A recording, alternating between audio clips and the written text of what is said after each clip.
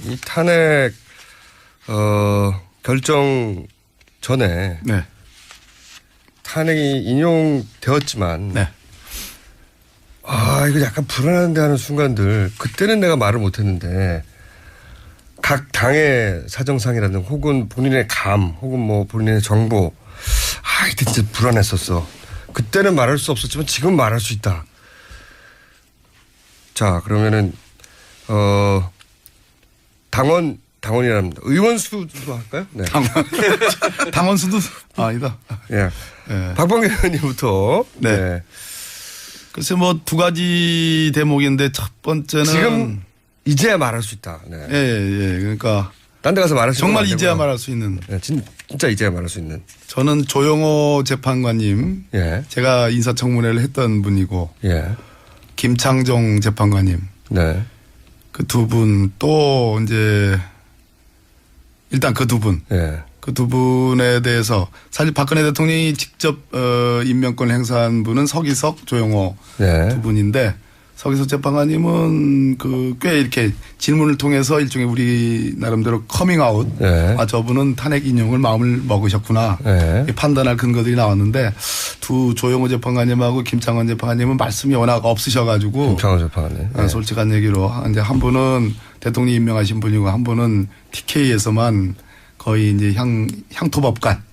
지역법관을 하셨던 분이라. 불안하셨죠. 불안했습니다. 네. 네. 그래서 끝까지 이제는 말할 수 있습니다. 끝까지 저분들 말씀이 없으셔가지고 어떤 생각 갖고 계신가 했는데 저는 탄핵 인용 결정이 나기 전에 한 일주일 전부터 8대 0으로 갈 거다. 이제 이런 예측을 공개적으로 했는데요. 왜냐하면 탄탄하게 5명 내지 6명의 탄핵을 인용해야 된다는 법정 의견을 갖고 계신 재판관님들이 혹시 설득을 할 가능성이 매우 높다. 이렇게 봤는데 아니나 다를까 열어놓고 보니까 두 번 재판관님도 흔쾌히 인정을 하셨고 그 다음에 가장 직접적으로 정말 살떨린 시점은 탄핵을 선고하기 직전에 이제 재판관님들이 그 대법정에 입정하기 전에 손범규 변호사하고 대통령 측에 또 이동욱 변호사님이 두 분이 막 이렇게 표현하면 좀 그렇지만 굉장히 밝은 표정이었어요?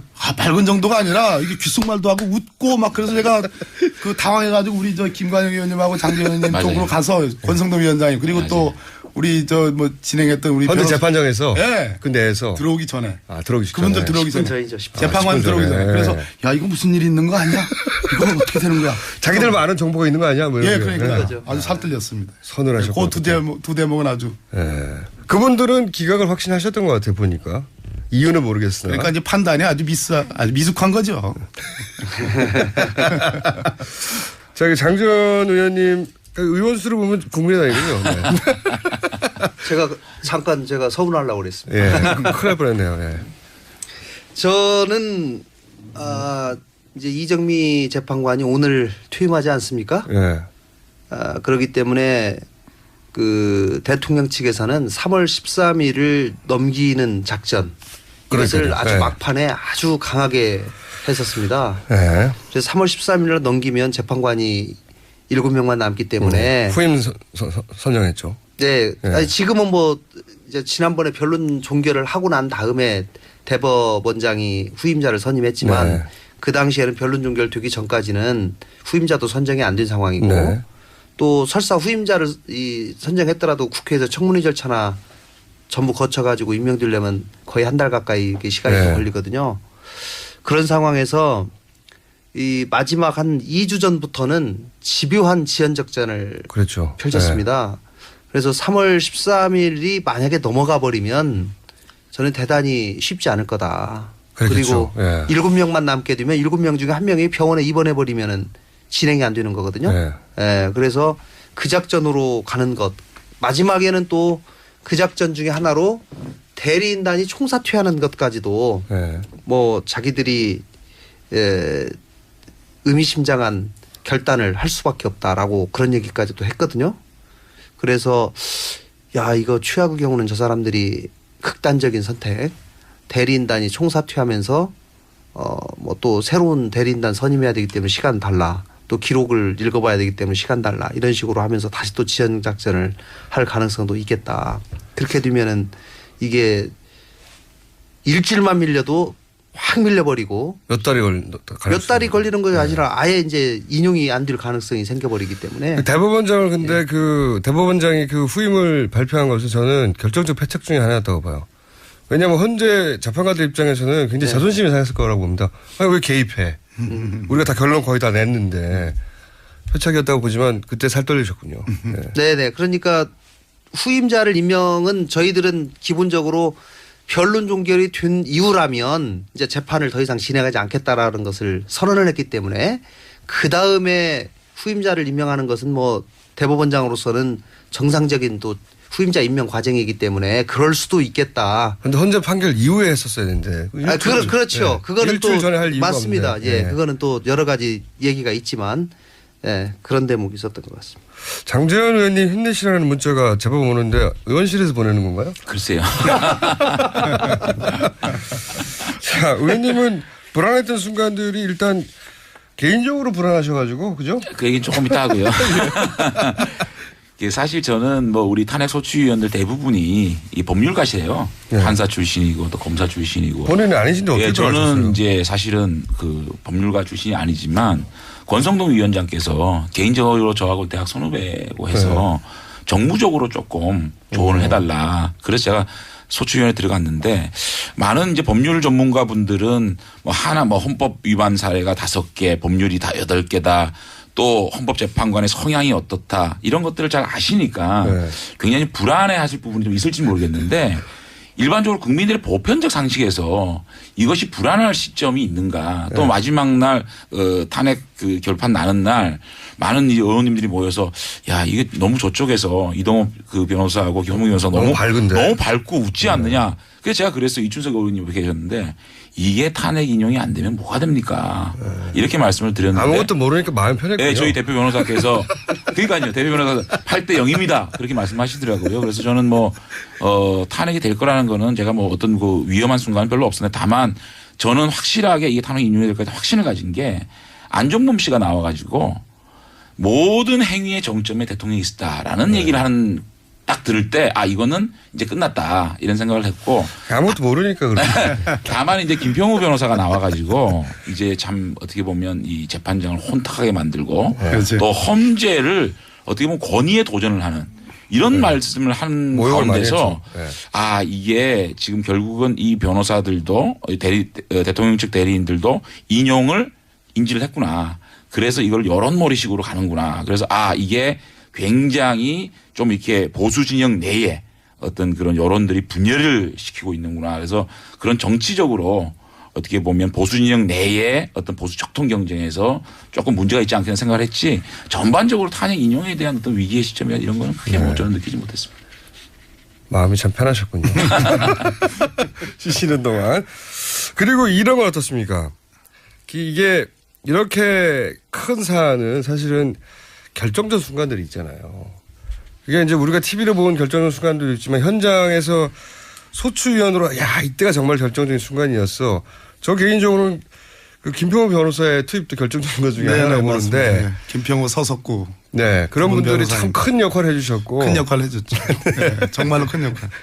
제가 보기에는 이번에 이제 선고를 하고 놓고 보니까. 네, 쭉 되돌아보시니까. 네, 선고문의 구성 자체도 그렇고 사실은 전체적으로 이제 대통령 공무원 임면권, 언론의 자유, 세월호 이 부분이 다 그러나로 다 이 배척이 된 거 아니겠습니까? 네. 정말로 그때는 이러다가 진짜 마지막 몇 개 안 남았는데 이제 몇 개가 아니라 딱 하나 남은 거죠. 그러니까요. 기각되는 거 아니냐 했더니 이제 마지막에 이제 국정 개입 행위와 이제 권한 남용 행위로 인정을 한 건데 사실 엄밀하게 보면은 이번 8분의 헌법재판관님들이 가능한 한 박근혜 대통령을 탄핵시키지 않는 방법. 그러니까요. 탄핵을 안 시켜도 되는지에 대한 고민이 있었어요. 그러니까요. 보수재판관, 보수적 성향의 재판관들은 그렇게 했던 것 같아요. 예.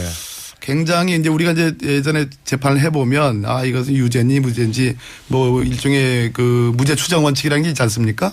사실 이번에 대통령 파면 절차인데 이번에도 무죄 추정 비슷한 그런 원리가 작동했고 설사 법 위반이나 헌법 위반이 있어도 대통령이 반성을 한다면 즉 복직해서 정상적으로 대통령직을 수행할 수 있을 가능성만 있다면 사실은 탄핵을 안 시켜도 된다라는 생각을 갖고 계셨어요.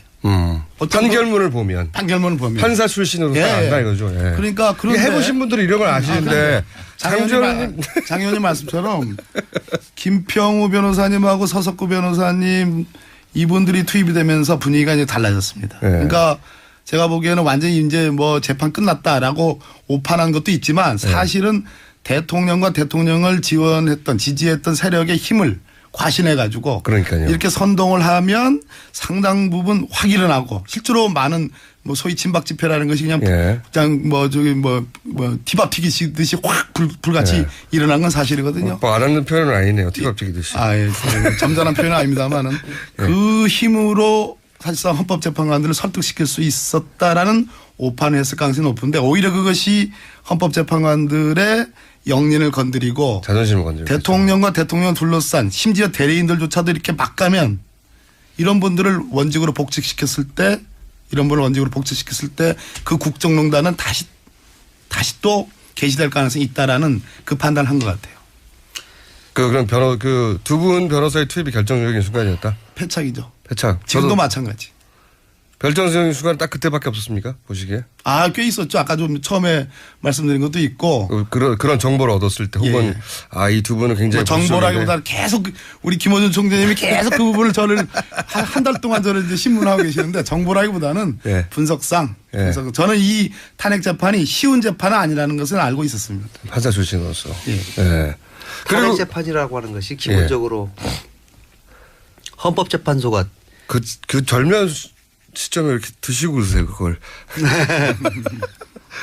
헌법재판소가 증거를 강제로 수집할 수 있는 권한이 있는 것이 아니기 때문에. 그러니까요. 이미 수집된 정보를 주로 제출하고 뭐 헌법재판소에서 새롭게 할 수 있는 것은 증인 듣고 뭐 증언 듣고 이런 방식이거든요. 그러다 보니까 증거 수집 특히 제가 볼 때는 대통령을 직접 신문할 기회가 없었지 않습니까? 그것 때문에 추가적인 사실 확인하는데 상당히 애를 먹었고 그것이 이번 헌법재판소의 판결에 공무원 임명권 남용을 통한 직업 공무원제 본질을 해치지 않았냐 그 부분하고 세월호 부분하고 언론 침해 부분하고 이 세 개 부분은 이제 어떻게 보면 인정이 안 됐는데 그 부분은 제가 재판 과정을 지켜보면서 마지막에 결국은 대통령이 개입했냐 개입하지 않았냐 대통령이 누구에게 지시했냐 이 부분이 밝혀져야 되는데 그 부분을 밝힐 수 있는 기회가 없었다. 그렇기 때문에 결국은 이제 지금까지 드러난 증거에 비추어 봐도 인정하기가 어렵다. 이제 이렇게 판결이 날 수밖에 없었다라고 생각이 됩니다. 결정적 순간 의원님이 보시기에 이때가 결정적이었어 이런 순간은 없으셨어요? 저는 탄핵 저희가 소추 의결서를 작성해서 12월 9일 날 탄핵 국회에서 의결을 하면서 234명이 찬성을 했습니다. 그래서 저는 당시에 한 210명 정도 할 걸로 봤거든요.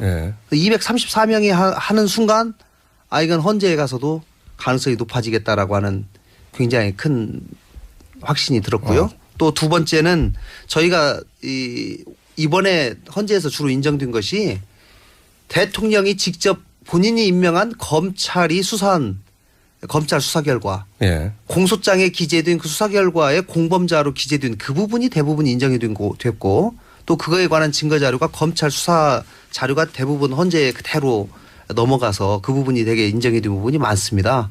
그렇기 때문에 검찰에서의 수사가 결국은 이 증거 자료 확보나 이번 헌재 인용에도 큰 영향을 미쳤다라고 생각을 하고요. 헌재에서 증언 과정에서는 안종범 씨의 증언이 저도 아까 우리 장 의원님 말씀하신 것처럼 가장 결정적이지 않았나 싶습니다. 우리 그 법률 전문가 마음이 급하셨어요? 법률 전문가들께서는 너무 오랫동안 말을 못 하셔가지고 3주 동안 말 좀 줄이겠습니다.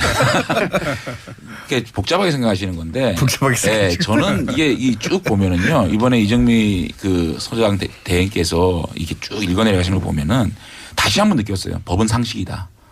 법은 절대로 상식에서 벗어나지 못한다 느낀 게 사실 한번 보자고요. 세월호 문제 같은 경우에도 세월호 문제가 대통령의 성실 의무를 위반하지 않은 건 아니다. 뭐냐면 성실 의무라는 게 좀 모호하다. 성실 의무라는 것을 탄핵의 어떤 종목으로 넣기는 좀 힘들다라는 얘기를 하신 거예요. 무슨 말이냐면 성실 의무를 100을 위반을 해야 탄핵인데 80이냐 90이냐 100이냐 이렇게 계량화할 수는 없는 것이 아니냐. 그런 차원에서 기각이 된 부분이고 인사농단이나 언론농단도 세계일보 문제는 문제가 있다. 다만 이것을 누가 지시했는지 정확하게 밝혀지지 않았다는 얘기를 한 거고 마지막에 저는 그 이번에 이정미 재판관의 어떤 그 하이라이트가 특검과 검찰 수사에 협조하지 않은 거.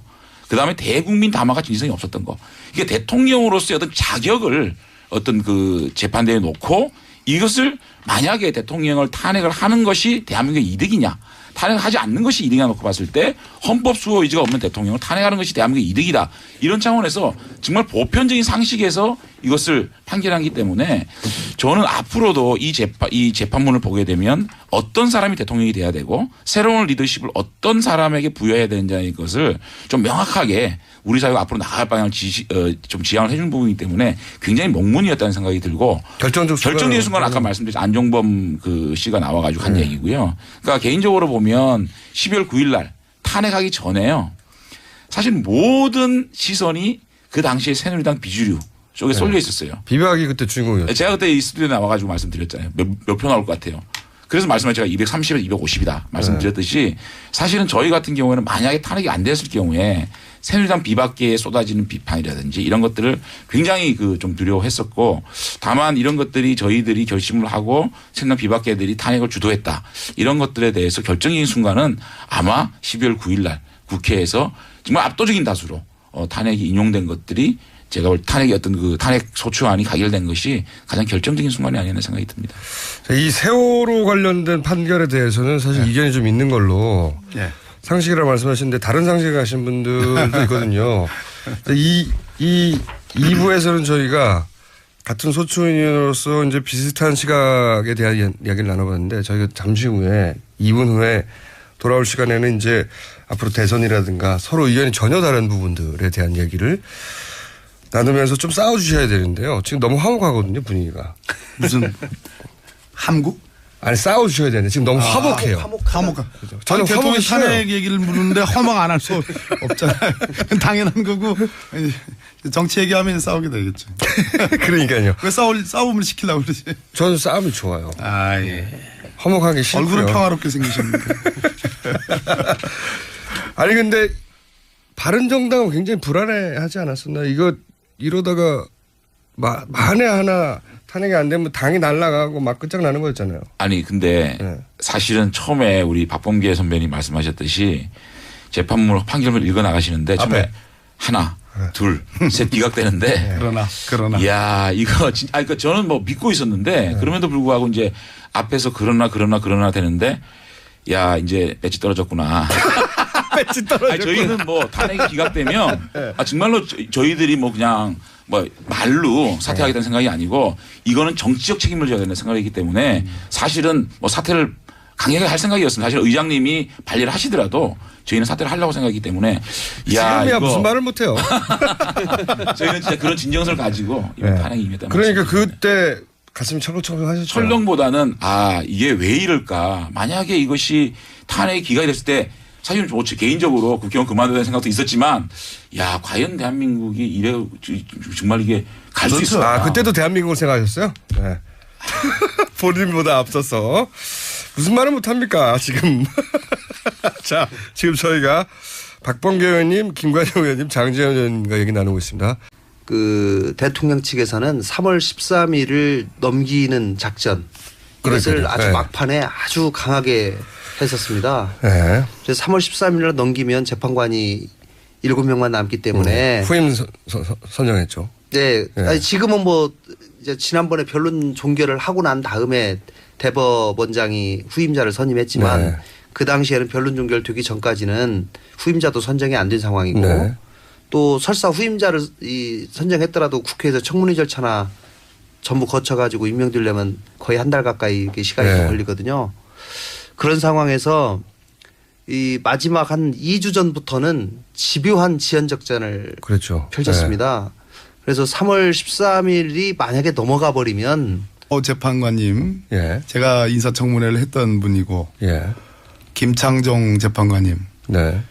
그 두 분 또 이제 일단 그 두 분. 예. 그 두 분에 대해서 사실 박근혜 대통령이 직접 임명권을 행사한 분은 서기석, 조영호 네. 두 분인데 서기석 재판관님은 꽤 이렇게 질문을 통해서 일종의 우리 나름대로 커밍아웃. 네. 아, 저분은 탄핵 인용을 마음을 먹으셨구나. 네. 판단할 근거들이 나왔는데 두 조영호 재판관님하고 김창원 재판관님은 말씀이 워낙 없으셔가지고 김창원 재판관님. 네. 솔직한 얘기로 이제 한 분은 대통령이 임명하신 분이고 한 분은 TK에서만 거의 이제 향토법관, 향토 지역법관을 예. 하셨던 분이라 불안하셨죠. 불안했습니다. 예. 네, 그래서 그 끝까지 이제는 말할 수 있습니다. 끝까지 저분들 말씀이 없으셔가지고 어떤 생각 갖고 계신가 했는데 저는 탄핵 인용 결정이 나기 전에 한 일주일 전부터 8대 0으로 갈 거다 이제 이런 예측을 공개적으로 했는데요. 왜냐하면 탄탄하게 5명 내지 6명의 탄핵을 인용해야 된다는 법정 의견을 갖고 계신 재판관님들이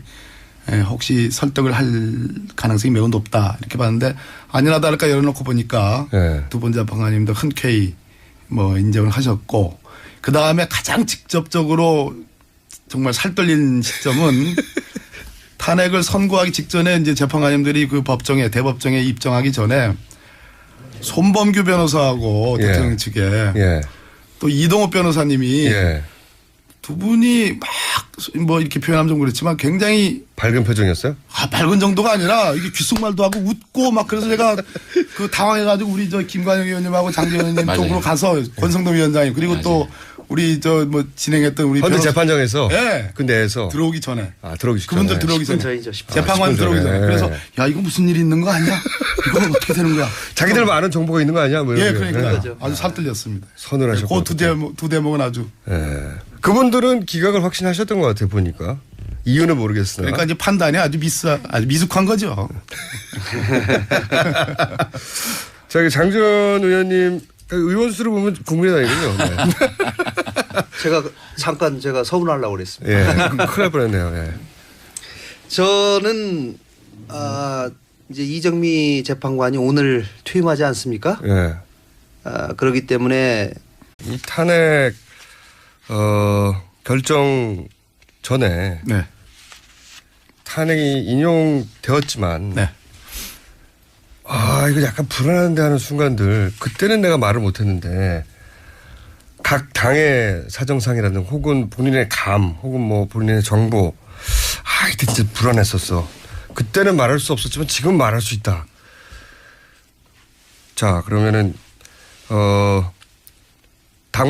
당원이랍니다. 의원 수도 할까요? 네. 당원 수도 아니다. 예. 박범계 의원님부터. 네.